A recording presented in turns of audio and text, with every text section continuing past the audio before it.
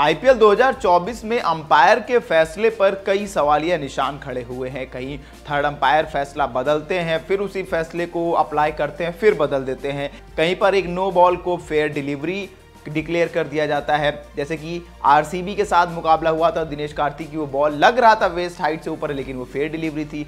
शुभमन गिल के साथ भी एक ऐसा वाकया हुआ, पहले अंपायर ने वाइड दी, फिर मना किया, फिर वाइड दी। तो ये जो चीज़ें हो रही हैं, आज भी ऐसा देखने को मिला। ये हुआ ऋषभ पंत के साथ, लेकिन इसमें अंपायर की गलती नहीं थी। क्या था पूरा मामला? दरअसल चौथे ओवर के चौथी बॉल पर ईशांत शर्मा ने देवदत्त पडिक्कल को बॉल फेंकी, लेकिन बॉल ग्लव्स और थाई पर लगे बिना ऋषभ पंत के दस्तानों में चली गई और ऋषभ पंत को लगा कि वो बॉल ना कहीं पर टच होकर आई है। और अपील किसी ने नहीं की, बस ऋषभ पंत ने ऐसे इशारा कर दिया, जिसका मतलब होता है कि आप रिव्यू ले रहे हैं। तो अंपायर ने थर्ड अंपायर की ओर इशारा किया और वो रिव्यू के लिए चले गए। और रिव्यू में लगा कि ना बल्ले का एज लगा है, ना ही थाई पैड पर गेंद लगी, सीधे बॉल गई थी ऋषभ पंत के दस्तानों में। इस तरह से दिल्ली का एक रिव्यू भी चला गया और नॉट आउट भी डिक्लेयर हो गए वहां पर देवदत्त पडिक्कल। और अंपायर ने वाइड तो पहले ही दे दिया था और उसके बाद फिर से वाइड डिक्लेयर की गई।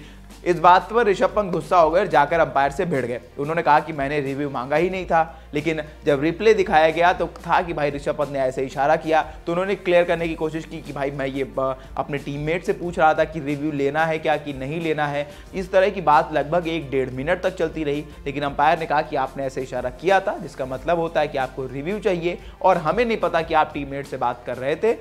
हमें लगा कि आपने रिव्यू मांगा, हमने आपको रिव्यू दिया और इसके बाद रिव्यू आपका एक खत्म हो चुका है।